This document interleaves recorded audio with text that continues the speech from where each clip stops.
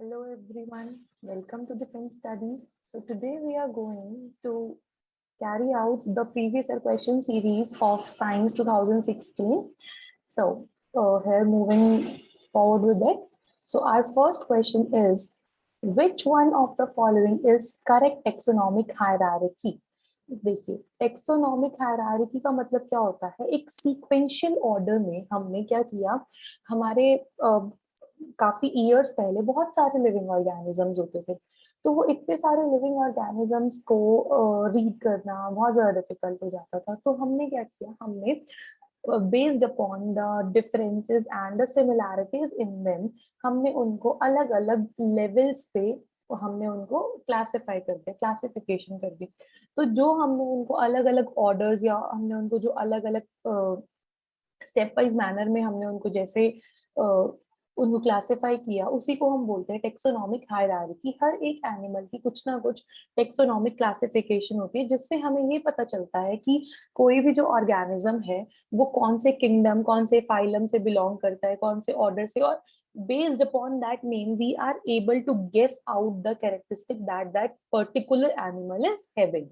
So आप यहाँ पे देखिए, जो आपका हायरार्की लेवल है वो क्या है, kingdom, phylum, class, order, family, genus and species. So correct answer will be D. That is kingdom, phylum, class, order, family, genus and species. This this chapter is very very important chapter, क्योंकि जैसे कि अगर आपने हमारी previous year series देखी है तो आपने उसमें भी देखा होगा कि इस वाले चैप्टर में से बार बार क्वेश्चंस जो हैं वो रिपीट हो रहे हैं। So this chapter is particularly important for your exams. Moving on to the next question, the sub units of DNA are known as. DNA हम सबको पता होता है, डीएनए क्या होता है, जिससे आपने मूवीज में सुना होगा ना कि डीएनए टेस्टिंग करवा लो, ये करवा लो, वो करवा लो।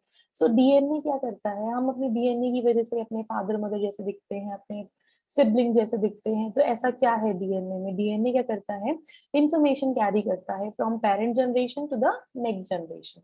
तो जो डीएनए है उसका फुल फॉर्म क्या है, देखिए डीऑक्सी राइबो न्यूक्लिक एसिड, ये इसका फुल फॉर्म है। तो इसमें जो ये डीएनए है आपका, वो छोटे छोटे न्यूक्लियोटाइड से मिलके बना हुआ है। छोटे छोटे न्यूक्लियोटाइड जब मिलके एक लॉन्ग चेन बनाते हैं तो उसको हम बोलते हैं DNA. So correct answer will be nucleotide. Moving forward to the next question, this is a very easy question. How is the rate of transpiration affected by decreasing humidity and decreasing light intensity? सबसे पहले देखिए transpiration क्या होता है। जो plants जब sunlight में होते हैं तो वो अपना कुछ वाटर जो है वो इवेपोरेट हो जाता है, उनका अपना वाटर लॉस कर देते हैं, लूज कर देते हैं अपने वाटर को। तो उसी प्रोसेस को हम बोलते हैं ट्रांसपीरेशन। तो इन्होंने कहा कि ट्रांसपीरेशन पे क्या फर्क पड़ता है अगर हम ह्यूमिडिटी कम कर दें। तो अगर हम ह्यूमिडिटी कम करेंगे, मतलब ऑलरेडी ह्यूमिडिटी का मतलब क्या होता है, the water content present in the atmosphere. अगर एटमॉस्फेयर में ऑलरेडी वाटर कंटेंट प्रेजेंट है तो प्लांट्स तो कम लूज करेंगे, लेकिन अगर ह्यूमिडिटी का लेवल कम हो जाए तो प्लांट्स में से वाटर रिलीज होना, इवेपोरेट होना शुरू हो जाएगा। सो अगर ह्यूमिडिटी कम होती है तो आपका जो ट्रांसपीरेशन रेट है वो क्या हो जाएगा, इंक्रीज हो जाएगा जी। जैसे यहाँ पे आपको दिया हुआ है डिक्रीज इन ह्यूमिडिटी, ह्यूमिडिटी कम होगा तो transpiration evaporation rate obviously increase करेगा। And by decreasing light intensity, अगर हम लाइट इंटेंसिटी, सनलाइट की वजह से इवेपोरेशन हो रहा है, इवेपोरेशन के ही एक पर्टिकुलर प्रोसेस को ट्रांसपीरेशन कहा जाता है। तो अगर हम सनलाइट को कम कर दें तो उस केस में सनलाइट कम होगी तो इवेपोरेशन रेट भी क्या हो जाएगा, डिक्रीज हो जाएगा। सो इससे हमें क्या समझ आया कि अगर ह्यूमिडिटी डिक्रीज होती है तो ट्रांसपीरेशन क्या होगा, इंक्रीज हो जाएगा। अगर लाइट इंटेंसिटी डिक्रीज होती है तो ये इसको डायरेक्टली इफेक्ट करेगा। सो अगर लाइट इंटेंसिटी डिक्रीज होती है तो ट्रांसपीरेशन रेट भी क्या हो जाएगा, डिक्रीज। तो यहाँ पे देखिए डिक्रीजिंग ह्यूमिडिटी, डिक्रीजिंग ह्यूमिडिटी के साथ क्या होना चाहिए, इंक्रीज होना चाहिए। तो ये दोनों ऑप्शंस ठीक है। उसके बाद लाइट इंटेंसिटी के साथ क्या होना चाहिए, डिक्रीज होना चाहिए। So D answer will be correct. Moving forward to the next question, देखिए वैक्सीनेशन, वैक्सीनेशन इन्वॉल्व, वैक्सीनेशन का मतलब ही क्या होता है, अभी जैसे हमने आपने बहुत सारी वैक्सीन का नाम सुना होगा ना, कोवैक्सीन लगवाएं कि कोविशील्ड लगवाएं, क्या मतलब क्या था उनका कि हमें कुछ ऐसा हम अपनी बॉडी में लगवा रहे थे। और देखिए आपको अगर याद होगा तो आप लोगों को सबको फीवर वगैरह भी आया होगा, थोड़े बहुत सिम्टम्स भी आए होंगे, है ना, उसके कोविड के। तो ऐसा क्यों हुआ? क्योंकि हम अपने अंदर कुछ ऐसा ही small doses of that particular microbe अपने अंदर डलवा रहे थे, जो कि या तो कम डोजेस में था जिससे इफेक्ट कम आता, या फिर वो हीट किल्ड था जिससे कि इफेक्ट जो है इतना सिवियर ना आता। ऐसा हम क्यों करवा रहे थे? ताकि हमारा जो इम्यून सिस्टम है हम उसको एक तरह से पागल बना रहे हैं, फूल कर रहे हैं हम अपने इम्यून सिस्टम को। क्यों? ताकि हमारा इम्यून सिस्टम सोचे कि अच्छा ये तो एक्चुअली में वायरस आ गया है, ये तो एक्चुअली में माइक्रोब आ गया। और हमारा इम्यून सिस्टम उसके अगेंस्ट जो उसके अगेंस्ट क्या बोलते हैं कि उसके अगेंस्ट आपकी एक मेमोरी बनाना क्रिएट कर दे। अगर वो मेमोरी बनाना क्रिएट कर देगा तो अगर कभी रियल में माइक्रोब आपकी बॉडी में आता है तो you will be having that particular memory for that particular microbe. ठीक है। सो वैक्सीनेशन का मतलब क्या है? Injecting the body with materials, अपनी बॉडी में ऐसे मटेरियल्स को इंजेक्ट करना दैट स्टिमुलेट द बॉडी, जो आपकी बॉडी को स्टिमुलेट करते हैं टू प्रोड्यूस एंटीबॉडीज। एंटीबॉडीज बनाने के लिए, एंटीबॉडीज क्या होते हैं? वो सब्सटेंस जो आपके डिजीजेस से फाइट ऑफ करते हैं। नेक्स्ट क्वेश्चन है, this is a pure remembrance based question, बहुत इजी क्वेश्चन है। Which of the following are examples of carnivorous plants? सबसे पहली बात, कार्निवोरस प्लांट्स कौन से होते हैं? कार्निवोरस का मतलब ही क्या होता है? विच फीड ऑन अदर्स, दूसरों को खाते हैं, है ना। तो अब ऐसे प्लांट्स, प्लांट्स क्या दूसरों को खाते हैं? प्लांट्स तो खुद अपना खाना बनाते हैं? नहीं, बट कुछ ऐसे प्लांट्स होते हैं which feed on the other plants और the other insects, and they are those are called as insectivorous और कार्निवोरस प्लांट्स। तो जैसे कि आप यहाँ पे देखिए, जो आपको पिक्चर प्लांट दिखाया हुआ है, यहाँ पे इसके रिसेप्टर्स होते हैं। As soon as someone sit on these receptors, this lid get closed and the enzymes in this plant digest that particular insect or that particular animal. So इसके examples क्या हैं आपके? Sundew, Venus flytrap, picture plant, ये इसके examples हैं। ये आपको learn करना पड़ेगा। नेक्स्ट क्वेश्चन है, वेरी इजी पीजी क्वेश्चन। देखिए आपके मोस्टली जो क्वेश्चंस आ रहे हैं ना, वो आपकी क्लास 9th और 10th से आ रहे हैं। अभी तक हमने जितने क्वेश्चन किए mostly they are from class 9th only. So please focus on these two classes. और इनमें से भी ना कुछ बहुत डीप नहीं आया है इस 2016 की, अगर मैं पर्टिकुलरली बात करूँ तो ऊपर ऊपर से क्वेश्चन है। अब जैसे देखिए, a change of state directly from solid to gas without changing into liquid state. कोई भी जो सब्सटेंस है वो लिक्विड स्टेट में चेंज हुए बिना डायरेक्टली सॉलिड से गैस में जा रहा है। मतलब डायरेक्टली सॉलिड से क्या हो रहा है? वो गैस में चेंज हो रहा है। तो जब कुछ ऐसा होता है तो उस प्रोसेस को हम बोलते हैं सब्लिमेशन। जैसे कि आपका कैम्फर, नेफ्थलीन बॉल्स, ये जो है आपके, ये डायरेक्टली किस में चेंज हो जाते हैं? सॉलिड से गैस में चेंज हो जाते हैं। So answer will be sublimation. Moving forward to the next question. देखिए जी, ये क्वेश्चन थोड़ा सा ट्रिकी है but it is very easy. Water at 273 Kelvin is less effective in cooling than ice at the same temperature. आपका ये देखिए, मैंने आपको थोड़ा सा इलस्ट्रेट करके दिखाया है। ये आपका सपोज कीजिए एक बीकर है, उसमें आपके आइस क्यूब्स है, वो 0 डिग्री सेल्सियस पे ही होंगे क्योंकि 273 केल्विन का मतलब ही 0 डिग्री सेल्सियस होता है। ठीक है। अब यहाँ पे आपने उसको बाहर रख दिया, पानी बर्फ मेल्ट होने लग गया, तो अभी पूरा पानी अभी जस्ट मेल्ट हुआ है, उस टाइम पे भी उसका जो टेम्परेचर है वो 0 डिग्री सेल्सियस है। लेकिन जो वाटर है उसके अंदर जो एनर्जी है वो ज्यादा है। क्यों ज्यादा है?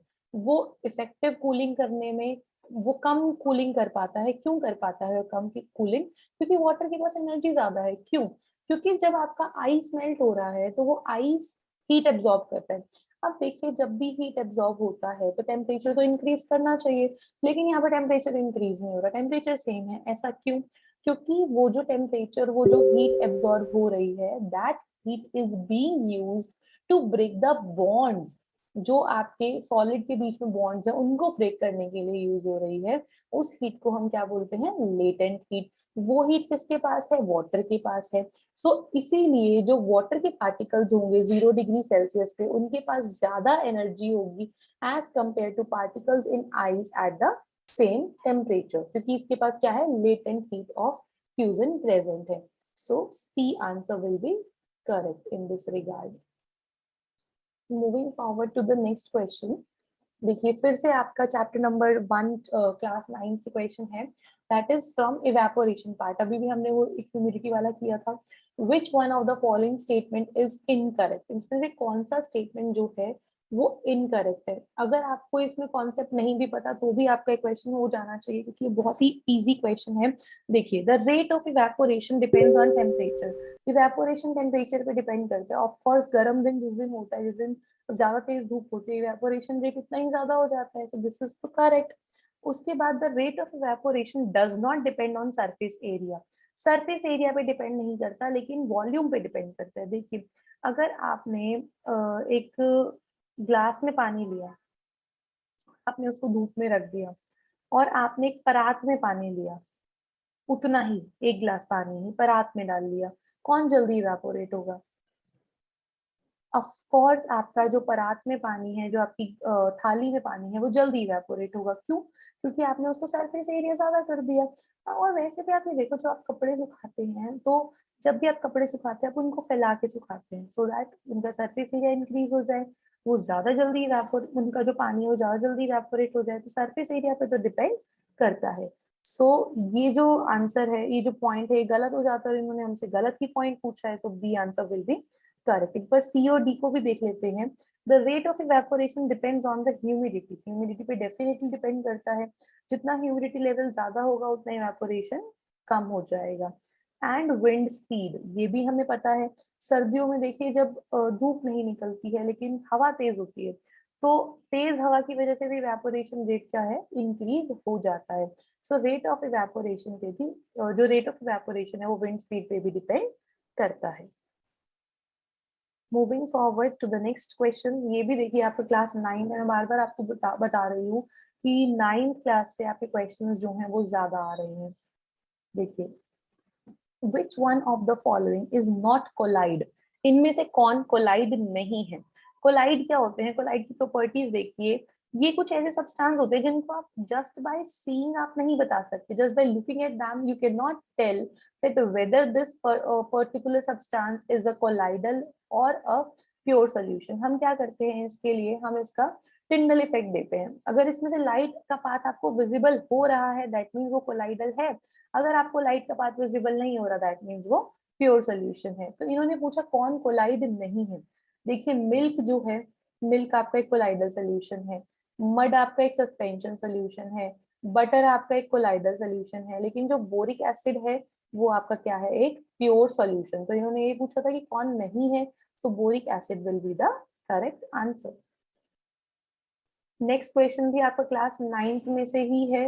ये भी देखिए आपका रिपीटेड क्वेश्चन है। इसमें से तो आपका आइसोटोप्स में से तो क्वेश्चन आ ही रहा है, हर बार ऑब्वियसली आ रहा है। ठीक है, देखिए आपको आइसोटोप और उनकी एप्लीकेशंस को मैच करना है। आपको पता होगा कि जैसे हमें कोई फॉसिल फ्यूल मिलता है, हम उसकी कार्बन डेटिंग करते हैं, तो मतलब हम कार्बन से क्या पता लगाते हैं, एज का पता लगाते हैं। सो अर्थ की एज कैलकुलेट करने के लिए भी कार्बन का यूज किया जाता है। So calculation of age of earth. उसके बाद है कोबाल्ट। कोबाल्ट को हम यूज करते हैं for the treatment of cancer. Iodine को हम यूज करते हैं। आयोडीन देखिए आप आयोडाइज नमक खाते हैं, है ना? तो अगर हम नहीं खाते हैं तो यहाँ से जो ये पार्ट है ये स्वेलो हो जाता है, या आपके मेटाबॉलिक इश्यूज आने लग जाते हैं, और इस डिजीज को बोला जाता है गॉइटर। सो आयोडीन को हम ट्रीटमेंट ऑफ गॉइटर के लिए यूज करते हैं। उसके बाद है यूरेनियम। यूरेनियम को हम किसमें यूज करते हैं, न्यूक्लियर रिएक्टर्स में यूज करते हैं। सो इनके एप्लीकेशंस के बेस्ड पे कार्बन का देखिए calculation of age of earth, so A का सेकेंड। कोबाल्ट का देखिए treatment of cancer. Iodine is treatment of goiter. Uranium is for fuel in nuclear reactor. So for A का क्या होना चाहिए, सेकेंड। तो ये दोनों तो ऑलरेडी कैंसल आउट हो गए। अब ये ए और बी में से देखते हैं, बी का क्या होना चाहिए, थर्ड। सो इसमें A answer will be correct.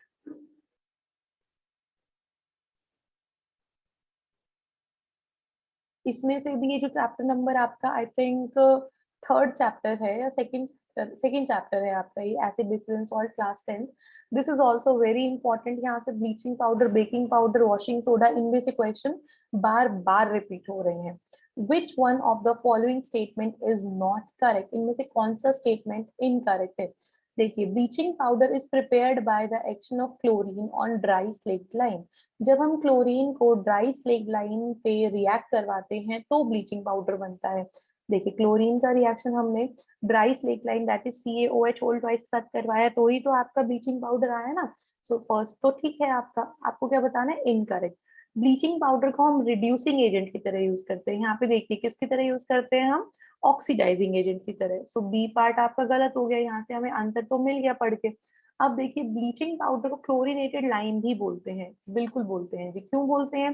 क्योंकि ये जो स्लेट लाइम था इस पे क्लोरीन ने काम किया और आपका क्या बन गया? CaOCl2। ये क्या है आपका? Chlorinated lime. उसके बाद है ब्लीचिंग पाउडर का यूज किया जाता है ड्रिंकिंग वाटर को डिसइंफेक्ट करने के लिए। एग्जैक्ट एनसीईआरटी लाइन है, तो ये भी आपका करेक्ट है। So B answer will be correct in this particular question. Next question, यहाँ से भी आपके क्वेश्चन रिपीट हो रहे हैं। देखिए, आप अगर आप एक पेपर पैटर्न देखेंगे ना, अगर आप if you will go through my videos, तो आप देखेंगे कि जो क्वेश्चंस हैं दे आर मोर और लेस रिपीटिंग देम। बार बार सेम कॉन्सेप्ट में से क्वेश्चंस पूछे जा रहे हैं। सो जो आपके प्रीवियस ईयर है कम से कम उनको तो आप बहुत अच्छे से करके रखिए। अब आपका फर्स्ट क्वेश्चन है, सॉरी दिस क्वेश्चन है, which one of the following statement is incorrect? इनमें से कौन सा incorrect है? Graphite is a non-metal. Of course it is a non-metal because it is an allotrope of carbon. Carbon का allotrope है और carbon खुद एक नॉन मेटल है, तो ये भी ठीक है और ये भी ठीक है। अब graphite is a conductor of electricity, बिल्कुल यहाँ से भी क्वेश्चन आता है। देखिए, ग्रेफाइट जो है वो इलेक्ट्रिसिटी का कंडक्टर है, जबकि जो डायमंड है which is also an allotrope of carbon is an insulator of electricity. Why so? क्योंकि जो इनका स्ट्रक्चर है वो डिफरेंट है। जो आपका डायमंड है उसका टेट्राहेड्रल स्ट्रक्चर है, कोई भी आयन जो है वो फ्री नहीं है, कोई भी इलेक्ट्रॉन जो है वो फ्री नहीं है, इसीलिए कंडक्टेंस नहीं शो कर पाता। लेकिन इसका जो आपका स्ट्रक्चर है वो प्लेनर स्ट्रक्चर है, एक दूसरे के ऊपर हेक्सागोनल एरेज, ऐसे एक दूसरे के ऊपर हेक्सागोनल लेयर्स रखी हुई हैं हमने, तो इसी वजह से इसके पास कुछ फ्री इलेक्ट्रॉन्स हो जाते हैं और ये क्या करता है? कंडक्ट इलेक्ट्रिसिटी को कंडक्ट करता है। So C answer is also correct. अब फोर्थ देखिए, graphite has a tetrahedral structure. अभी मैंने बताया डायमंड का स्ट्रक्चर टेट्राहेड्रल होता है, लेकिन जो ग्रेफाइट का है वो कैसा है? हेक्सागोनल लेयर्स एक दूसरे के ऊपर प्लेस्ड हैं, हेक्सागोनल एरेज जो है वो एक दूसरे के ऊपर प्लेस्ड हैं। So D answer will be correct. ये आपका प्योर, आपका बिल्कुल क्रैमिंग बोल लीजिए या आपका बिल्कुल इजी पीजी क्वेश्चन है, रिमेम्बरेंस बेस्ड क्वेश्चन है। आपको कुछ फिजिकल क्वांटिटीज दे रखी हैं और आपसे पूछा है कौन सी क्वांटिटी स्केलर है और कौन सी क्वांटिटी जो है वो वेक्टर है। अब देखिए, स्केलर क्वांटिटीज क्या होती हैं? जिसमें सिर्फ आपको मैग्नीट्यूड पता होता है। जैसे मैंने आपने मुझे कहा कि दिल्ली और गन्नौर में कितना डिफरेंस है। सपोज मैंने कहा, मान लीजिए मैंने कहा 60 किलोमीटर का डिफरेंस है, ठीक है। तो अगर मैंने कहा 60 किलोमीटर का डिफरेंस है, अब आपको नहीं पता ना कि वो कौन सी साइड है, इधर साइड जाना है या इधर साइड जाना है। So when you only know about the number, only know about the magnitude and not about the direction, that is called as a scalar quantity. But along with the magnitude, when you know about the direction as well, that quantity becomes a vector quantity. ठीक है जी। तो इसमें आप देखिए, energy जो है वो आपकी स्केलर क्वांटिटी है, पावर स्केलर है, प्रेशर स्केलर है, टेम्परेचर स्केलर है, ग्रेविटेशनल पोटेंशियल स्केलर है, जबकि जो इम्पल्स होता है सिर्फ वो ही क्या है? आपकी एक vector quantity है। So right answer will be impulse only. Okay. Now moving to the next. Just give me a second. Sorry. Yeah. Now moving to the next question. A piece of stone tied to a string is made to revolve in a circular orbit of radius r with other end of the string as the center. आपने एक जैसे मान लीजिए आपने एक धागे के साथ एक पत्थर को बांध दिया है और आपने उसको सेंटर से पकड़ लिया है। तो इस धागे और इस पत्थर के बीच में जो भी डिस्टेंस है उसको आप मान लो रेडियस आर। जैसे आप ये मानिए इस बच्चे ने अपने हाथ से इस थ्रेड को पकड़ा हुआ है और यहाँ पे जो है वो आपका स्टोन है। तो इन्होंने कहा इफ द स्ट्रिंग ब्रेक, अगर ये स्ट्रिंग ब्रेक हो जाती है तो स्टोन कहाँ जाएगा। देखिए ये हमेशा ऐसे बिल्कुल सीधा जाएगा। अगर आपका सपोज कीजिए स्ट्रिंग यहाँ पे है, पत्थर यहाँ पे है, तो ये इस डायरेक्शन में ऐसे बिल्कुल टेंजेंशियली जाएगा। टेंजेंशियली का मतलब क्या होता है, आपने मैथ्स में कभी ना कभी पढ़ा होगा टेंजेंट। टेंजेंट का मतलब क्या होता है, वो लाइन जो बिल्कुल सर्कल के सरकमफेरेंस से जा रही होती है और बिल्कुल उसके क्या है परपेंडिकुलर होती है, तो उसको हम टेंजेंट बोलते हैं। सो जो आपका पीस है वो कैसे जाएगा, it will move along a tangent, बिल्कुल स्ट्रेट डायरेक्शन में टेंजेंट के साथ साथ मूव कर जाएगा।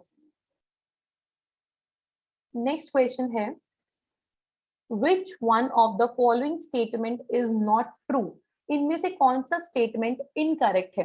देखिए the gravitational force of earth, earth की ग्रेविटी का जो फोर्स लगता है किसी भी 1 kg बॉडी के ऊपर, वो 9.8 न्यूटन लगता है। ये हमने बचपन में किया हुआ है, बिल्कुल ठीक है। एक्सेलरेशन ड्यू टू ग्रेविटी की वैल्यू 9.8 न्यूटन ही होता है, ठीक है। सेकेंड इन्होंने कहा the force acting on an object of mass 5 kg, एक ऑब्जेक्ट है जिसका मास है 5 kg, जो कि यूनिफॉर्म वेलोसिटी के साथ मूव कर रहा है। यूनिफॉर्म वेलोसिटी मतलब उसकी वेलोसिटी में कोई चेंज नहीं आ रहा है। ऑफ 10 मीटर पर सेकेंड, उसकी वेलोसिटी कितनी है 10 metre per second on a frictionless surface, किसी फ्रिक्शनलेस सरफेस पे वो मूव कर रहा है, इज जीरो। तो अगर कोई ऑब्जेक्ट यूनिफॉर्म वेलोसिटी के साथ फ्रिक्शनलेस सरफेस पे मूव कर रहा है तो उस पे जो फोर्स लग रहा है वो जीरो है। देखिए समझिए, जैसे आपने हम किसी भी बॉल को अगर हम थ्रो करते हैं, आफ्टर सम टाइम वो बॉल रुक जाती है। क्यों? क्योंकि जो आपका विंड है, जो आपका एटमॉस्फेरिक प्रेशर है, या जो आपका फर्श है, वो उसके ऊपर क्या लगा रहा होता है, फ्रिक्शनल फोर्स लगा रहा होता है, अपोजिंग फोर्स लगा रहा होता है। तो इसकी वजह से वो रुक जाती है। लेकिन आप एक ऐसी सिचुएशन कंसीडर करिए जहां पे आपका कोई भी चीज, कोई भी अपोजिंग फोर्स नहीं लग रहा है, ठीक है। तो अगर कोई चीज मूव कर रही है तो वो it will keep on moving. Why it will keep on moving? According to the law of inertia. Law of inertia क्या कहता है कि कोई भी ऑब्जेक्ट अगर रेस्ट में है तो it will stay, it will want to stay in the rest only. अगर कोई ऑब्जेक्ट आपका मोशन में है तो it will want to sustain that motion only. वो अपनी पोजीशन को चेंज नहीं करना चाहेगा अनटिल और अनलेस उसके ऊपर कोई फोर्स नहीं लग रहा है। सो लॉ ऑफ इनर्शिया की वजह से कोई फोर्स की रिक्वायरमेंट है ही नहीं फ्रिक्शनलेस फ्लोर पे, तो इसका जो फोर्स होगा वो क्या हो जाएगा, जीरो। अब इन्होंने कहा वेट का जो यूनिट होता है वो केजी होता है। देखिए हम मास और वेट को हम इक्विवेलेंट मान लेते हैं। अब अगर मेरा मास यहाँ पे एक्स है, अगर मैं चांद पे चली जाऊं तो मेरा मास एक्स ही रहेगा, क्योंकि जो मास है वो सेम रहता है। लेकिन अगर मैं कहूँ मेरा वेट यहाँ पे वाई है और वो मून पे जाके भी वाई रहेगा, तो नहीं, वो नहीं रहेगा, क्योंकि जो वेट होता है that depends upon the gravitational force of that particular planet, that particular surface। तो जो वेट होता है वो किसके इक्वल होता है, mass into acceleration due to gravity. तो मास का यूनिट होता है केजी, लेकिन वेट का यूनिट क्या होता है, मास का यूनिट इनटू ग्रेविटेशनल फोर्स का unit, that is metre per second square, ठीक है। सो वेट का यूनिट क्या है, kilogram metre per second square. So C answer is incorrect. एक बार डी भी देख लेते हैं। The momentum of a man, momentum क्या होता है, वो क्वांटिटी जो मास और वेलोसिटी के साथ एक साथ डील करती है। So the momentum of a man having mass 100 kg, mass उनको आपको क्या दे रखा है 100 kg, is moving with a uniform velocity of 2 metre per second is 200 newton second. तो उसका जो मोमेंटम है वो 200 न्यूटन सेकेंड है। एज यू कैन सी दोनों को मल्टीप्लाई किया, आंसर क्या आ गया 200 newton second, that is correct. Next question आपका फिर सेम चैप्टर से है। Which one of the following statement is correct. इनमें से कौन सा स्टेटमेंट जो है वो करेक्ट है। देखिए हम कहते हैं कि जो ग्रेविटी का वैल्यू होता है हमारे सरफेस पे, अगर हम बात करूं तो वो सेम रहता है। देखिए सरफेस पे अगर हम बात करें तो वो सेम नहीं रहता है। क्यों नहीं रहता है? हम अर्थ को एक परफेक्ट स्फीयर मानते तो हैं, लेकिन अर्थ जो है वो एक परफेक्ट स्फीयर है नहीं। Radius of earth increases from the poles to the equator. अगर हम पोल्स पे देखें तो जो आपकी जो the radius of earth increases from the poles to the equator, वो डेविएट करती है, the value of g becomes greater at the poles than at the equator. इसीलिए जो वैल्यू ऑफ जी है वो पोल्स पे ज्यादा हो जाती है, इक्वेटर पे कम हो जाती है। क्यों? क्योंकि वैल्यू ऑफ जी पोल्स पे ज्यादा हो रही है, मतलब पोल्स पे रेडियस क्या है, कम, और इक्वेटर पे क्या हो रही है, वैल्यू ऑफ जी कम हो रहा है, क्योंकि वहां पे रेडियस क्या है, ज्यादा। ऐसा क्यों? क्योंकि यहाँ पे इस फॉर्मूला से देखिए, small g is equal to G M upon R square. तो रेडियस के क्या है, इनवर्सली प्रोपोर्शनल, जितना रेडियस ज्यादा होगा उतना क्या हो जाएगा, वैल्यू कम हो जाएगा। So acceleration due to gravity decreases with the increase of altitude. जितना जितना एल्टीट्यूड इंक्रीज होगा उतना उतना एक्सेलरेशन ड्यू टू ग्रेविटी क्या हो जाएगा, डिक्रीज हो जाएगा। क्यों? क्योंकि जो स्मॉल जी और आर है वो दोनों एक दूसरे के क्या है, इनवर्सली प्रोपोर्शनल है। Moving forward to the next question, ये थोड़ा सा आपका टफर क्वेश्चन हम कह सकते हैं, नॉट दैट बट थोड़ा सा। बैरोमीटर, बैरोमीटर क्या होता है, ऐसा डिवाइस जो एटमॉस्फेरिक प्रेशर को मेजर करने के लिए यूज किया जाता है।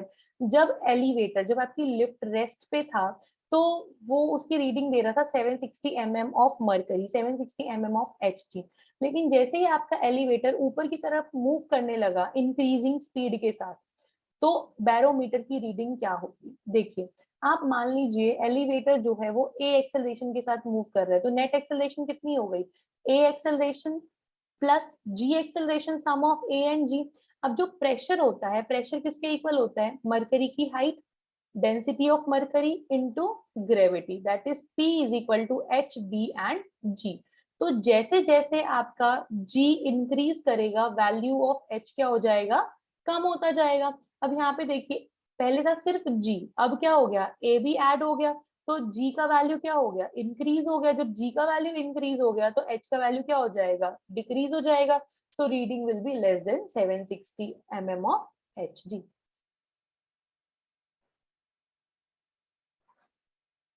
नेक्स्ट क्वेश्चन देखिए, which one of the following statement is incorrect. इनमें से कौन सा स्टेटमेंट है जो कि इनकरेक्ट है। देखिए, earth magnetic field is due to the motion of metals like iron and nickel in the core of the earth. आपके अर्थ के कोर में जो मेटल्स प्रेजेंट है वो मैग्नेटिक फील्ड को जस्टिफाई करते हैं, बिल्कुल करती हैं, उनकी वजह से मैग्नेटिक फील्ड डिपेंड करता है। So first is correct. अब इन्होंने कहा magnetic field lines of force are widely separated near the poles. Poles की तरफ, ये जो आपका नॉर्थ पोल है, ये जो आपका साउथ पोल है, इन्होंने कहा यहाँ पे जो मैग्नेटिक फील्ड लाइंस हैं वो दूर दूर है। क्या यहाँ पे आपको दूर दूर दिख रही है, या साउथ पोल पे या यहाँ पे नॉर्थ पोल पे आपको दूर दिख रही है, नहीं ना। यहाँ पे क्या है, वो क्लोजर है। But these lines come closer to one another at other places. लेकिन ये लाइंस और जगह पे एक दूसरे के पास आ जाती है, जबकि उल्टा हो रहा है। बाकी जगह पे पोल्स के अलावा ये दोनों, ये जो लाइंस हैं वो दूर दूर हैं, जबकि पोल्स पे जो है ये बहुत ज्यादा बंडल्ड अप है। So B answer is incorrect. अब इन्होंने कहा if cross sectional area of a magnetic field increases, अगर हम मैग्नेटिक फील्ड का क्रॉस सेक्शनल एरिया इंक्रीज करते हैं तो फ्लक्स तो सेम रहता है, लेकिन फ्लक्स का डेंसिटी डिक्रीज हो जाता है। This is also correct. अब इन्होंने नेक्स्ट क्या कहा, when the speed of a conductor moving through a magnetic field is increased, जब कंडक्टर में से जो आपका सॉरी जब आपका मैग्नेटिक फील्ड में से कंडक्टर हाई स्पीड के साथ मूव करेगा तो जो इंड्यूस्ड वोल्टेज है ईएमआई वो भी इंक्रीज कर जाएगा। ऑब्वियसली जो कंडक्टर की स्पीड होती है उसका जो मूवमेंट होता है उस पर डिपेंड करता है EMI. So this is also correct. So B answer will be correct in this question, क्योंकि इन्होंने क्या पूछा था हमसे, इनकरेक्ट पूछा था। ठीक है। सो coming to the last question of this series, let a resistor having 4 ohm resistance be connected across the terminals of a 12 volt battery. देखिए आपको आर दिया है 4 ओम, आपको वोल्टेज दिया है 12 वोल्ट। अब इन्होंने पूछा चार्ज इन कुलाम, कितना charge, charge in coulomb passing through the resistor per second. किसी भी रेजिस्टर में से कितना चार्ज पर सेकेंड मूव हो रहा है उसको हम क्या बोलते हैं, उसका करंट बोलते हैं। सो आपको V प्रोवाइडेड है, आपको R प्रोवाइडेड है। अकॉर्डिंग टू ओम्स लॉ हम क्या कर सकते हैं, V is equal to I R, वहां से हमारी वैल्यू आ गई दैट इज 3 कुलाम। तो हमारा आंसर क्या आ गया, 3 coulomb. So we are done with the previous question series of 2016। If you are having any doubt in any question, please feel free to ask us in the comment section. And thank you for watching us. Please like and subscribe. Thank you.